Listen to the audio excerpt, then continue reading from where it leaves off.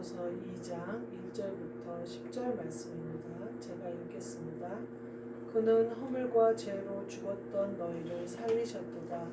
그때 너희는 그 가운데서 행하여 이 세상 풍조를 따르고 공중의 권세 잡은 자를 따랐으니 곧 지금 불순종의 아들들 가운데서 역사하는 영이라.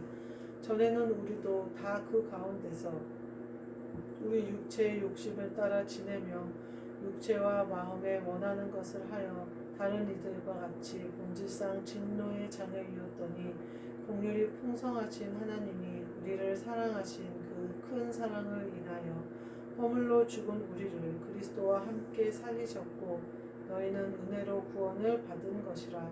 또 함께 일으키사 그리스도 예수 안에서 함께 하늘에 앉히시니 이는 그리스도 예수 안에서 우리에게 자비하심으로써 그 은혜의 지극히 풍성함을 오는 여러 세대에 나타내려 하심이라.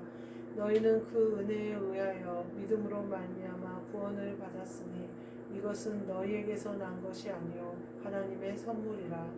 행위에서 난 것이 아니니 이는 누구든지 자랑하지 못하게 함이라. 우리는 그가 만드신 바라 그리스도 예수 안에서 선한 일을 위하여 지으심을 받은 자니 이 일은 하나님이 전에 예비하사 우리로 그 가운데서 행하게 하려 하심이니라. 아멘. 오늘 말씀은 하나님의 선물이라는 말씀으로 함께 은혜를 나누고자 합니다. 하나님의 선물, 오늘 1장부터 10절에 하나님의 선물이 쭉 나와요. 첫 번째로 하나님의 선물이 뭐냐, 1절에 보니까 죽었던 너희를 살리셨도다 이렇게 얘기해요. 그러면서 1절부터 3절 말씀에 우리가 무엇 때문에 죽었는지, 왜 죽었다고 하시는지에 대해서 나와요. 세상 풍조를 따르고 공주의 권세 잡은 자를 따르고 불순종의 아들들을 지금도 가운데 역사하는 그 영이 우리를 사로잡았었다는 거예요. 그러면 영은 죽어 있는 거예요. 그래서 우리가 육체의 욕심을 따라 육체의 마음에 원하는 것을 하면서 살았다.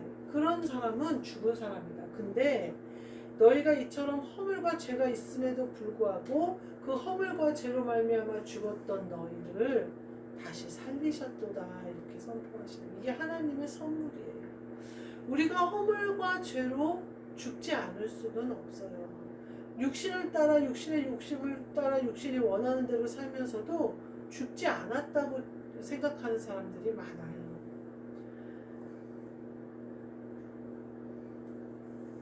제가 그 명절 때 일을 하는데 잡채가 인기가 좋아요. 잡채를 해서 푸드코트에서 파는데 인기가 좋아요. 근데 3팩을 예약해 놓은 사람이 있었대요. 그래가지고 어떤 애가 잡채 3팩을 빼놓은 거예요. 그러면서 퇴근하면서 이제 그 사람이 오면 주라고 하고 퇴근을 했는데 다음날 와보니까 그게 그대로 있더라는 거예요. 그러면서 그래서 이제 전화를 해서 알아보니까 이미 손님은 다른 데서 3팩을 가져간 거예요. 그리고 이제 카운터에는 이제 계산 먼저 했다 이렇게 얘기를 하고 3팩을 가져간 거예요. 그러니까 지금 상온에 계속 놔뒀던 잡채 3팩이 그대로 있었던 거예요. 그래서 얘가 나한테 오더니 이 잡채를 어떻게 했으면 좋겠냐, 언니가 원하는 대로 할게, 언니가 시키는 대로 할게, 언니가 버리라면 버리고 팔려면 팔고 할게 라고 그러더라고요. 근데 제 생각에 날씨가 그렇게 뜨겁지 않았으니까 하루 정도 상온에 있었던 건 괜찮을 것 같더라고요. 그래서 세일을 붙여서 팔면 어떨까 그랬어요. 그랬더니 걔가 언니 안 돼, 그거 상했을 거야. 아이고 그냥 폐기를 내가 가져가서 보고 폐기하든지. 그러니까 여기서 폐기를 못 하겠는 거예요. 자기가 실수한 게 드러나니까. 이제 그리고 잡채가 귀해갖고 손님들이 막 찾았는데 못 판 것도 좀 그렇고, 그러니까 내가 가져가서 보고 괜찮으면 내가 먹고 내가 계산을 할까 막 그러더라고요. 그래서 그러면서 근데 얘가 내가 아니야, 그거 정상가로 팔아도 돼 라고 처음에 얘기했어요. 그랬더니 언니 그건 아니지 그래요. 그래서 그럼 세일가로 붙여서 팔아 그랬더니, 왜냐면 잡채가 없어서 못 파는 상태니까 다 세일가로 붙여서 팔아 그랬더니 언니 그것도 아니지 그래요. 그러면서 그러면 어떻게 하자고 그랬더니 내가 가져가서 먹어보고 내가 그럼 계산을 하고 가져갈게 뭐 그러면서 내가 가져가서 먹어보고 버릴 것 같으면 버리고 먹을 수 있으면 먹을게 그러더라고요. 자기는 답을 정해놓은 거예요. 지가 가져가서 폐기를 하던 먹던 지가 해결하려고 생각을 한 거예요. 근데 계산은 하기 싫은 거예요. 그래서 나한테 묻는 거잖아요. 근데 나한테 뭐라 그래요? 언니가 원하는 대로 할게. 언니가 시키는 대로 할게. 그렇게 얘기하잖아요. 내가 시키는 건 뭐였어요? 제 가격 받아서 붙여서 팔아라였어요. 왜냐면 붙이자마자 나가요. 그때도 제가 그 한 번 잡채를 돌리면 한 봉지를 돌리면 23팩에서 23팩이 나오는데 깔아놓으면 그 다음 잡채를 23팩을 하기 전에 그게 솔드아웃이 돼버려요. 매진이 돼버린단 말이에요. 그러니까 프로한 사람은 그걸 갖다 먹을 거란 말이에요. 그러니까 하루 정도 있었다고 해서 상하지는 않으니까. 근데 그 아이는 내놓고 싶지가 않은 거예요. 그러다 만약에 하나 사람이 와서 상했다 그러면 어떡하냐는 거예요. 그러면 큰일 난다는 거예요. 답이 지가 정해져 있었으면 나한테 언니 내가 그냥 가져가서 해결을 할게. 근데 나 근데 다 제값 주고 결제하기는 너무 아까운데 이렇게 말을 했으면 내가 그냥 가져가서 네가 알아서 처리해 라고 말을 했을 텐데 뭐라고 얘기하냐면 언니가 시키는 대로 할게 그래요. 근데 얘가 내가 시키는 대로 하나도 하지 않는 거예요. 지가 정해놓은 답으로 계속 가는 거예요. 이 아이가 많은 사람들을 도와주고도 욕먹는 이유가 이거예요. 그 문제가 어떤 문제가 발생을 했어요. 근데 정답이 누구에게 있냐면 항상 자기한테 있어요. 그러니까 자기가 정답이고 자기가 똑똑하고 자기가 하는 것이 옳으니까 그 사람이 그렇게 하는 건 틀렸다고 계속 말을 하는 거예요. 그러니까 어떻게 되냐면 그럼 네가 해 이렇게 되는 거예요. 두부를 지려내는데도 물이 새는데 그거 그렇게 진열하면 안 된다고 계속 하니까 그럼 네가 해. 모든 것이 정답이 자기예요. 그럴 수도 있지라는 게 없어요. 그러면서 본인이 어떻게 생각해요? 언니가 시키는 대로 할게 라면서 얘기를 한다는 거예요. 제가 그 모습을 보면서 우리가 하나님 앞에 이런 모습일 경우가 많아요. 육체의 욕심을 따라 육체의 정욕으로 내 맘대로 하면서 하나님 뜻대로 할게요. 하나님이 내게 이렇게 하나님이 이런 기회를 주신 거 아니에요? 하나님이 이렇게 하라고 하신 거 아니에요? 하나님이 저 사람하고 결혼하라고 한 거 아니에요? 아니에요. 하나님은 항상 선택의 자유를 우리에게 주셨어요. 오히려 우리가 허물과 죄로 인하여서 잘못된 선택을 했을 때조차도 하나님은 다시 살리시는 은혜로 갚아주시는 거예요. 하나님이 그것을 죄와 허물로 죽는 자리에 우리를 가도록 하신 게 아니라 공중권세 잡은 자가 또 불순종의 아들들 속에 역사하는 영. 불순종의 아들이 뭐예요? 그 아이가 하는 행동과 똑같잖아요. 언니가 시키는 대로 할게. 하나님이 시키시는 대로 하나님 명령대로 할게요. 근데 불순종이에요. 그건 바로 불순종의 아들들 속에 역사하는 영이 우리 안에서 역사했기 때문이에요. 그래서 불순종하게 해요. 그러면서 우리는 뭐라고 주장해요? 하나님 뜻대로 했다고 주장해요. 많은 사람들 중에 하나님이 저 사람을 나에게 주셨다고 해요. 배우자를 선택하는 거예요. 배우자 선택하는데 다 본인이 선택했지 하나님이 갖다 들이밀지 않았어요. 오히려 내 교만과 내 육체를 따른 정욕과 욕심 때문에 내 영이 그 불순종의 영들에 의해서 그 사람과 결혼하게 됐을 경우가 더 많아요. 내 허물과 죄 때문에 그런 선택을 했을 경우가 많단 말이에요. 그런데 하나님이 하시는 일은 그럼에도 불구하고 죽었던 너희를 살리셨느니라. 하나님이 하시는 일은 우리를 회복시키시는 일이고 다시 살리시는 일이에요. 하물며 우리가 허물과 죄로 죽었을지라도 그렇다는 거예요. 어떤 젊은 사람이 그러는 거예요. 자기가 교회를 손절한 이유가 있대요. 교회를 다시는 가지 않는다 이런 말이에요. 왜 그러느냐? 어렸을 때 학교에 갔다가 어디 가 있을 데가 없어서 엄마가 교회에 이제 아이들이 교회에 수용이 많이 됐었다. 그래서 교회로 가서 있다가 이제 교회에서 있다가 어느 적정 시간이 되면 아빠 회사를 갔대요. 버스를 타고 아빠 회사를 가서 아빠 회사에 있다가 이제 아빠랑 같이 퇴근을 했었대요. 근데 항상 매일 엄마가 500원짜리 2개를 줬다는 거예요. 그래서 가서 교회에 가면 교회에다 500원 헌금하고 또 500원은 갖고 있다가 아빠 회사 가는 차비로 써라. 아빠 회사가 머니까 그랬다는 거예요. 그래서 그렇게 다니는데 어느 날 목사 부인이 사모가 오더니 하나님이 항상 왜 500원을 헌금하느냐 그래서 이렇게 돼서 내가 500원 헌금하고 500원은 아빠 차비로 써야 된다 그랬더니 하나님이 1000원을 다 500원짜리 2개 다 헌금하면 네가 걸어갈 수 있는 힘도 주실 거고 더 기뻐하실 거라고 얘기했다는 거예요. 그래서 헌금을 2개 다 500원짜리를 하고 그날 걸어가는데 자기 생각에도 그러겠다 생각이 들어서 500원짜리를 다 헌금하고 아버지 회사를 걸어가는데 40분을 걸어갔대요. 40분 걸어가고 나니까 너무 지쳐서 못 걸어가겠대요. 그래서 길에서 울고 있었대요. 그랬더니 어떤 사람이 전화기를 빌려줘서 아빠한테 전화해서 아빠가 데리러 왔다는 거예요. 그래서 자기는 그 뒤로 다시는 교회를 안 간다는 거예요. 무슨 사연이 어떻게 있었는지는 알 수가 없어요. 근데 믿음의 분량이 그걸 감당할 수 없는 분량이고 또 교회에 그렇게 맡겨놓고 뭐 이제 여러 가지 사연들이 서로 있었겠죠. 근데요, 교회는요 절대 그렇게 육체를 따라 행하는 것이 아니에요. 절대 그렇게 육체의 것을 나누는 곳이 아니에요. 떡과 포도주가 주님의 살과 피가 되어야지 그게 먹는 떡과 포도주인 것이 교회가 아니란 말이에요. 근데 사람들이 다 오해를 해요. 교회가 교훈을 줘야지. 교회가 무슨 사회의 모범이 돼야지. 교회는 그런 곳이 아니에요. 떡과 포도주를 나누는 교회는요.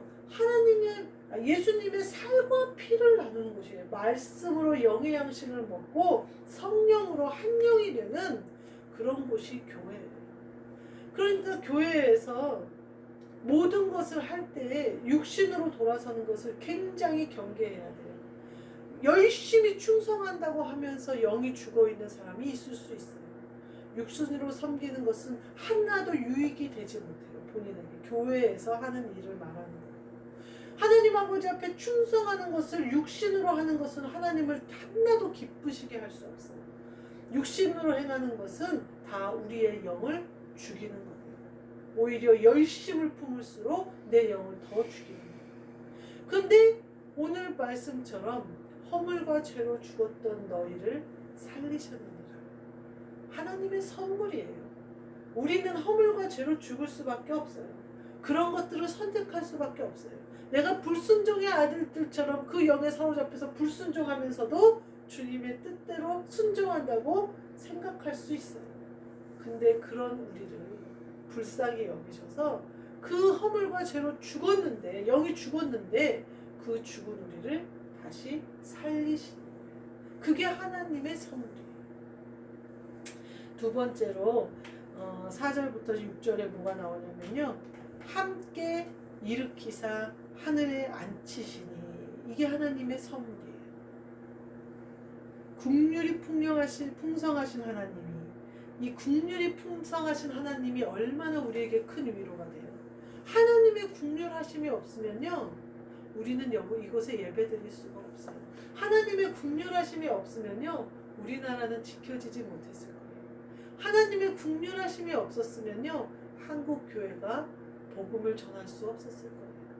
온전히 하나님의 국률하심 때문에 교회가 세워지고 한국 교회가 그래도 깨끗해지며 하나님의 일을 하려고 하고 세계 가운데 복음, 모든 것은 하나님의 국률하심 때문이에요. 하나님이 우리가 100가지 못된 일을 하지만 한 가지 선한 일을 보시고 하나님이 멸하기를 기뻐하시지 않는 거예요. 그래서 우리를 일으키시사 하늘에 앉히시는 거예요.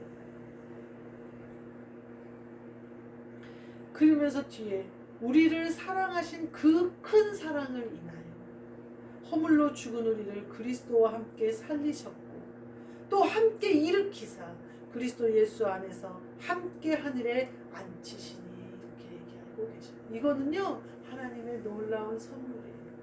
그 선물은 어디로부터 오느냐? 하나님의 긍휼하심과 하나님의 사랑으로부터 온다는 거예요.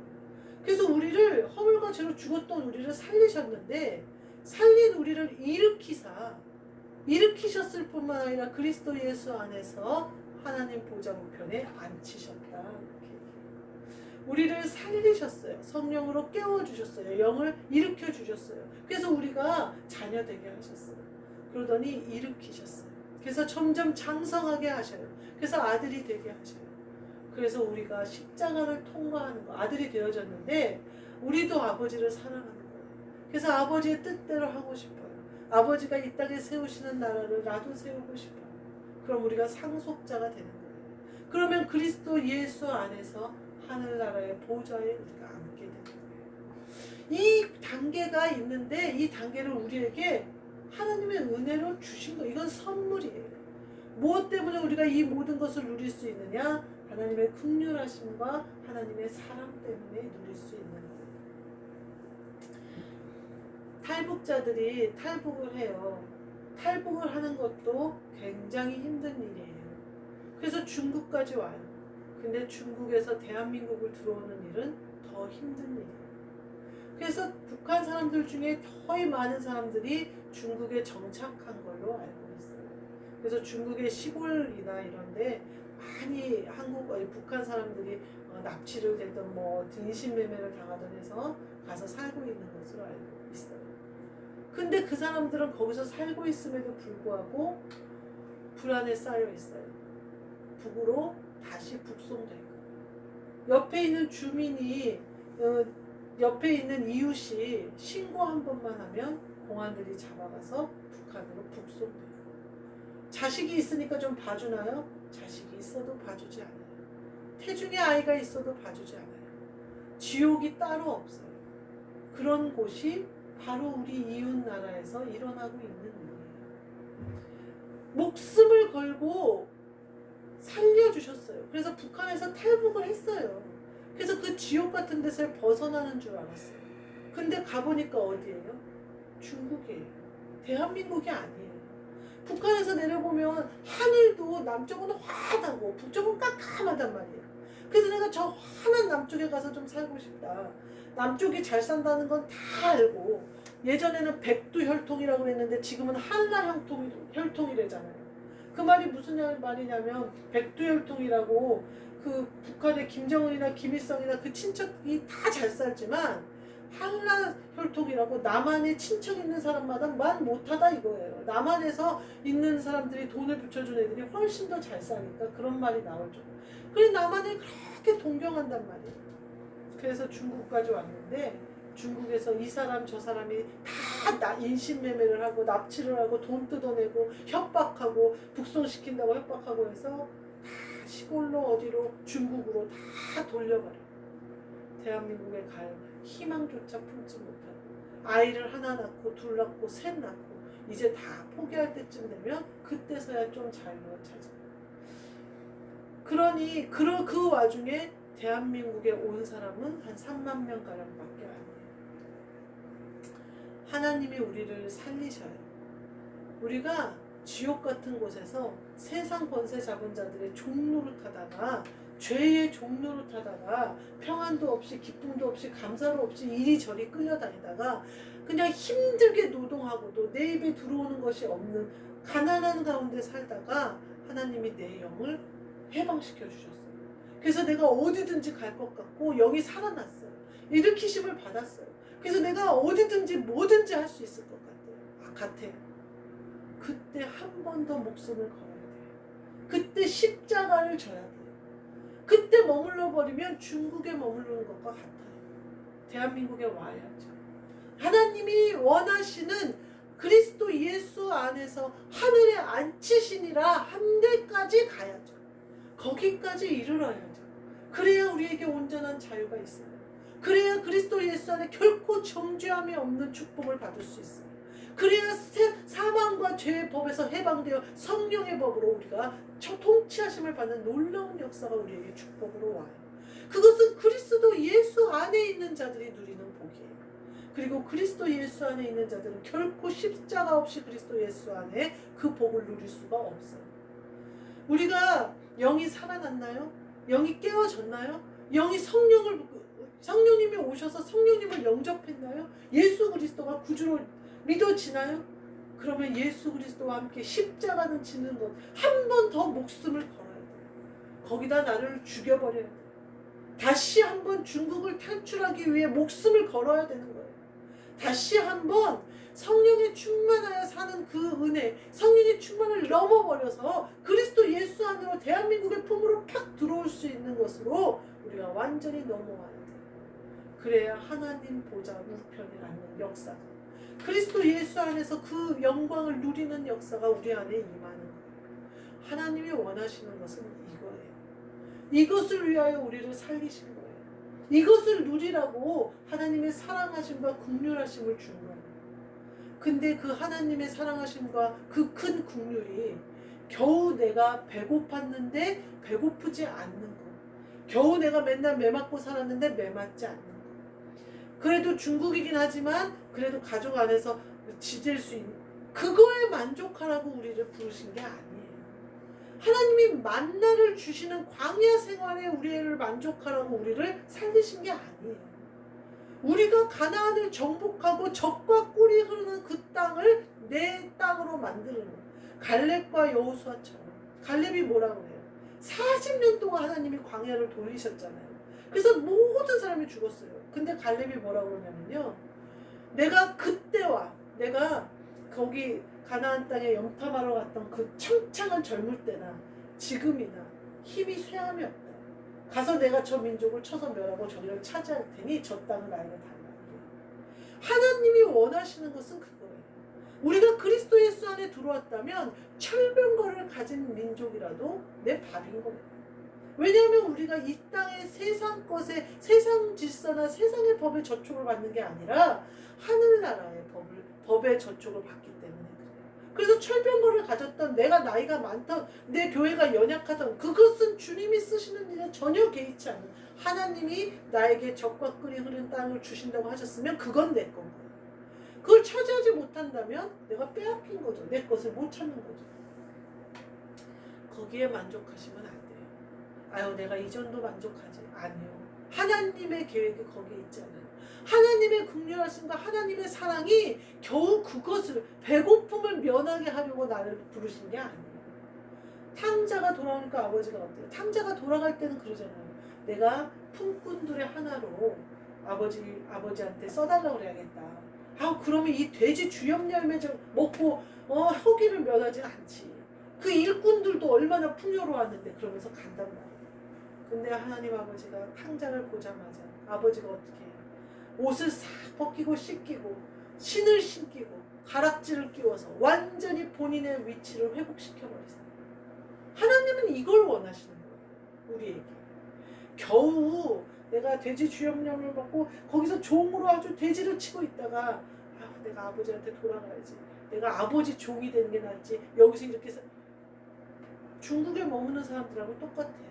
종과 똑같아요. 금방 협박하면, 이웃이 찌르면 북한에 북송돼요. 애가 있든지 가족이 있든지 남편이 있든지, 남편들이 물고 불며 공안에 가서 사정을 해도 안 풀어준대요.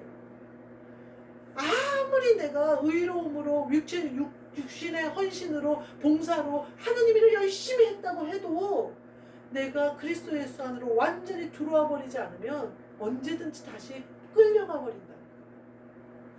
하나님은 그래서 우리에게 우리의 지위를 완전히 회복시키셔서 하나님의 아들로 딱 인치시기를 원하시는 거예요. 그래서 그리스도 예수 안에서 예수 그리스도가 앉아 계신 그 보좌에 동일하게 우리가 앉기를 원하시는 거예요. 이거는요, 우리의 생각과 우리의 마음으로는 가늠이 되지 않기 때문에 내 생각으로는 믿을 수가 없어요.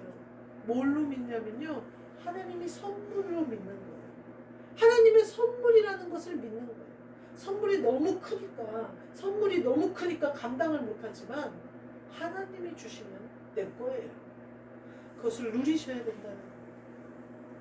세 번째로는요, 7절 8절에 뭐가 나오면요, 믿음으로 구원을 받았으니, 이게 하나님의 선물이에요.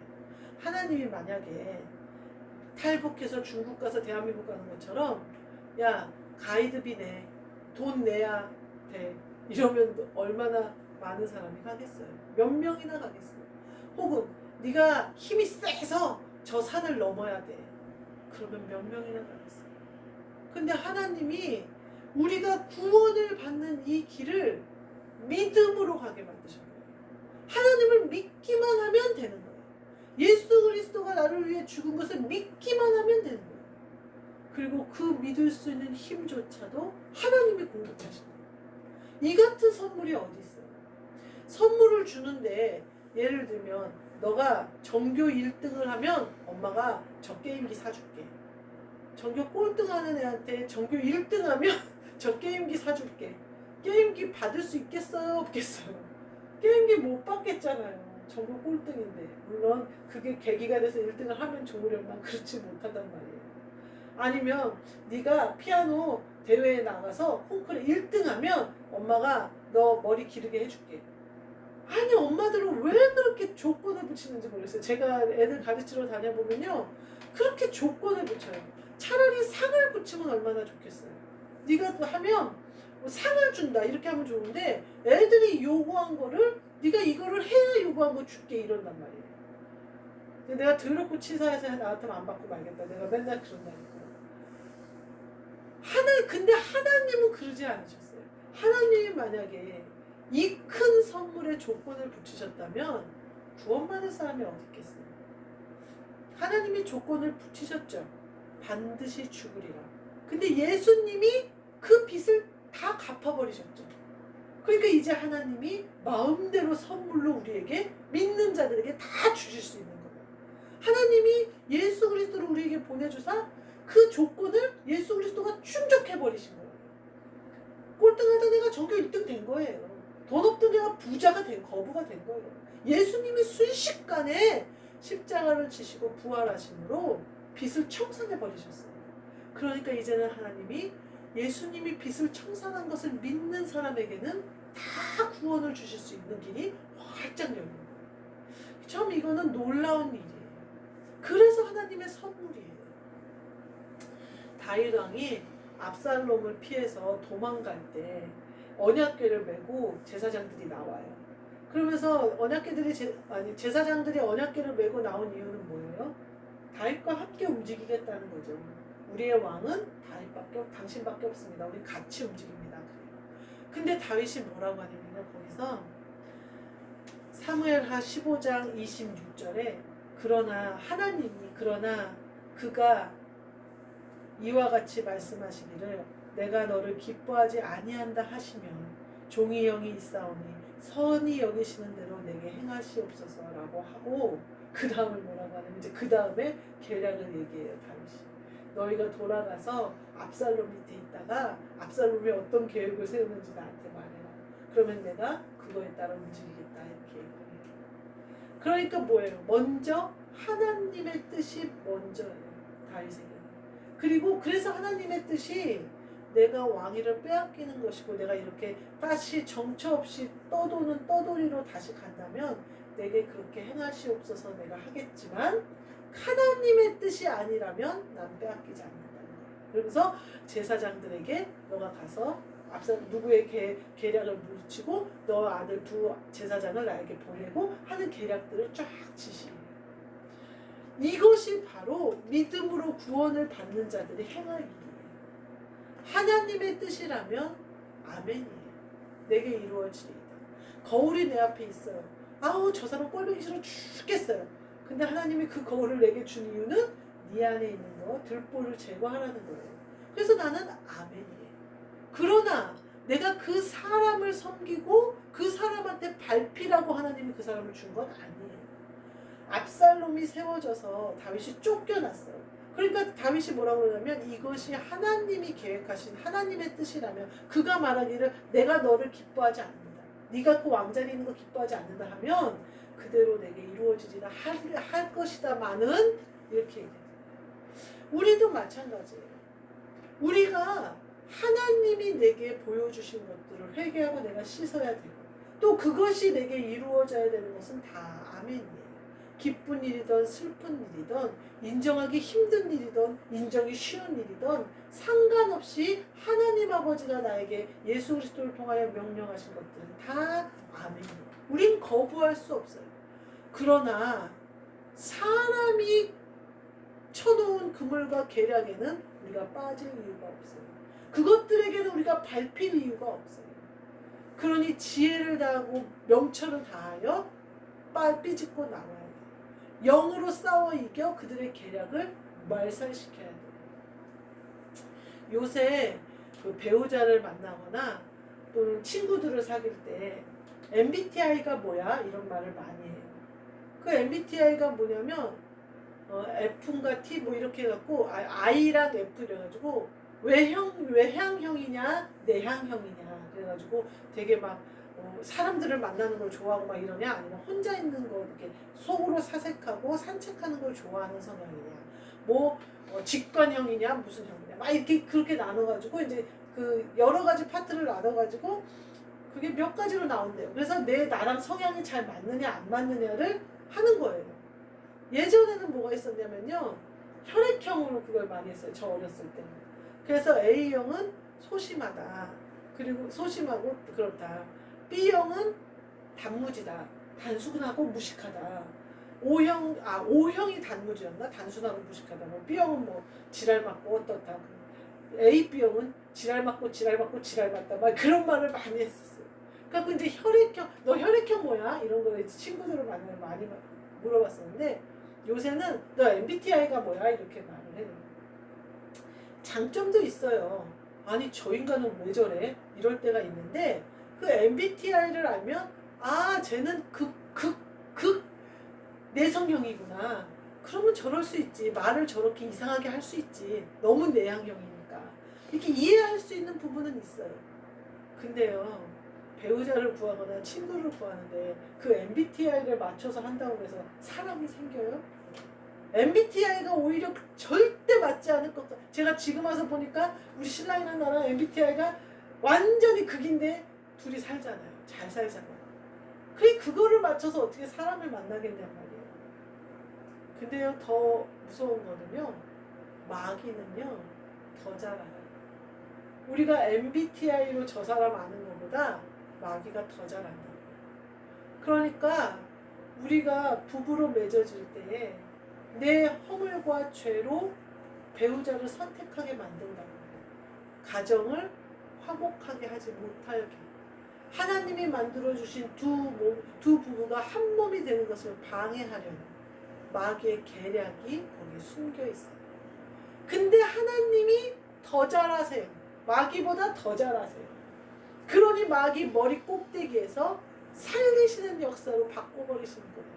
그래서 한 몸이 되는 것을 방해해서 깨가지고 가정이 한 몸이 되지 못하게 하려고 마귀가 계략을 꾸몄는데 하나님이 한 영이 되게 하시는 역사로 역사해버리셔요. 그러면요 몸은 순종해야 돼요. 영이 한 영이 돼버렸는데 몸이 뭔 반항을 할 거예요. 하나님 아버지 앞에 한 영이 되어져서 그리스도 예수 안으로 두 부부가 쏙 들어갔는데 MBTI가 극과 극이면 어떨 거며 혈액형이 극과 극이면 어떨 거며 마귀가 계략을 꾸며서 쟤네들은 절대 못 살 거야 라는 애들로 붙여놨으면 뭐 할 거예요. 하나님이 영으로 한 영을 만드사 한 마음 돼서 한 뜻 되어져 한 몸 되게 하셔서 가정 교회를 세워가시는 거예요. 이것은요 우리의 생각으로는 상상할 수 없는 선물이에요. 이거는 믿음으로 구원을 얻는 것이에요. 교회가 세워지는 거고요. 가정 천국이 이루어지는 것이요. 구원이 이 땅에 이루어지는 거예요. 하늘나라가 이 땅에 임하는 거예요. 누가 방해를 하겠어요?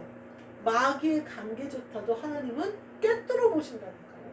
그래서 마귀가 천하의 원수를 삼고 원수가 돼서 싸울 만한 배우자를 주는데 하나님이 그걸 돌려버리셔서 세상의 앞뒤가 쫙 잘 맞는 자석의 N극과 S극이 딱 맞는 것처럼 딱 붙어서 살 수 있게 한 가정, 한 몸 돼서 살 수 있게 한 영으로 만들어 버리신다는 거예요. 그러면 그게 그 한 몸 된 가정이 곧 교회예요. 거기서부터 시작하는 거예요. 이것이 하나님의 놀라운 구원의 방법이에요. 이거는 뭘로 얻느냐? 믿음으로 얻는. 이게 하나님의 선물이에요. 하나님이 남편이 네가 남편을 많이 사랑하고 남편에게 잘하면 줄게. 아니에요. 믿음으로 받는 거예요. 하나님 아버지께서 예수 그리스도를 보내서 우리를 구원하신 그걸 믿음으로 받는 거예요. 그래서 하나님 아버지의 선물이에요. 마지막으로 9절부터 10절 말씀에 뭐라고 나오냐면요. 행위에서 난 것이 아니라는 거예요. 행위에서 난 것이 아니라서 이거는 왜 행위에서 난 것이 아니냐. 자랑하지 못하게 함이래요. 내가 하나님 아버지의 긍휼하심과 사랑하심을 힘입어 믿음으로 바뀐 이거 살리시고 일으켜 세우사 하나님의 보좌 위에 앉히신 이것은 자랑하지 못할 거라는 거예요. 얼마나 자랑하고 싶어요. 탕자였는데 내가 돌아왔어요. 그래서 아버지가 내 가락지를 딱 끼워주시고 신을 신겨주시고 내 자리를 다시 왕의 자리로 바꿔버리신 거예요. 그래서 내가 돼지 주염 열매 먹을 때의 그 창피함과 그 조롱과 그 부끄러움을 다 씻어버리시고 모든 사람이 나를 우러러보도록 모든 사람이 나를 사랑하도록 모든 사람이 깨끗해서 주위에 사람들이 모이도록 하나님이 나를 자리를 완전히 바꿔버리신 거예요. 얼마나 자랑하고 싶어요. 얼마나 고개를 들고 싶어요. 그러나 이것이 하나님의 선물인 줄 아는 사람은 너도 선물 좀 받아봐. 너도 선물 좀 받아봐. 정말 좋아. 너도 선물 좀 받아봐. 나만 받는 게 아니라 다 받았으면 좋겠어요. 내 자식도 너 이 선물 좀 받아봐. 우리 신랑도 당신도 이 선물 좀 받아봐. 내 부모도 이 선물 좀 받아봐. 내 형제들에게도 이 선물 좀 받아봐. 자랑하지 않는 거예요. 자랑은 뭐예요?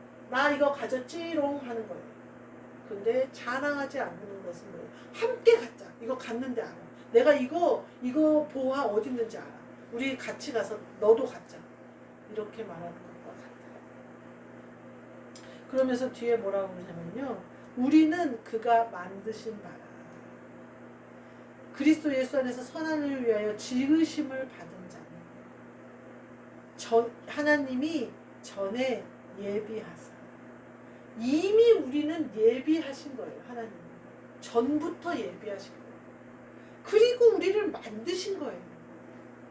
그래서 선한 일을 위해서 우리가 지으심을 받은 거예요. 그러니까 우리의 원래 아버지는 누구예요? 하나님 아버지예요. 하나님 아버지가 전부터 우리를 선택하셔서 우리를 만드시고 우리를 지으셔서 이 땅에 내놓으신 거예요. 그랬더니 이 땅의 세상 것들이 지네 건 줄 알고 그냥 혈안이 돼서 종을 만들었는데 하나님이 우리를 살리시고 일으켜 세우셔 보좌에 앉히신 거예요. 그러면서 뒤에 뭐라고 해요? 우리로 그 가운데서 행하게 하려 하십니다. 그리스도 예수 안에서 행하게 하려 하십니다. 이게 하나님 아버지의 선물이에요. 우리가 이 땅에 살아가고 있어요. 우리는 여전히 죄와 허물과 세상 공중권세 잡은 자가 통치하는 세상에 살고 있어요. 그러나 전혀 그 길과는 상관없이 그리스도 예수 가운데로 행하게 하려 하십니다. 하나님의 계획은 너희가 이 땅에 사나 하늘나라에 소속된 시민으로 살게 하려 하사 그 뜻대로 행하게 하시리라는 거예요. 그가 만드신 나라 전부터 계획하시고 우리를 만드신 거예요. 하나님 아버지가 만드신 그 뜻대로 그 선물을 받아서 그 선물을 믿음으로 이루시는. 그래서 우리가 구원받아서 내 영이 살아나고 내 영이 일으키심을 받았을 뿐만 아니라 장성한 자가 되어져서 그리스도 예수 안에서 행하는 자, 그 가운데 행하는 자 되시니 저와 여러분이 되시기를 주님의 이름으로 축복합니다. 아멘. 기도하겠습니다. 하나님 감사합니다.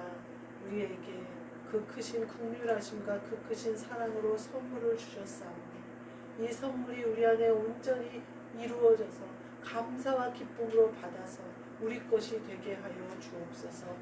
속지 않게 하시고 강하고 담대하게 하사 하나님 아버지께서 일으켜 세우시고 그리스도 예수 안에서 하늘나라에 앉히시는 그 영광의 자리까지 우리가 이룰 수 있도록 우리의 믿음으로 굳게 서게 하여 주옵소서.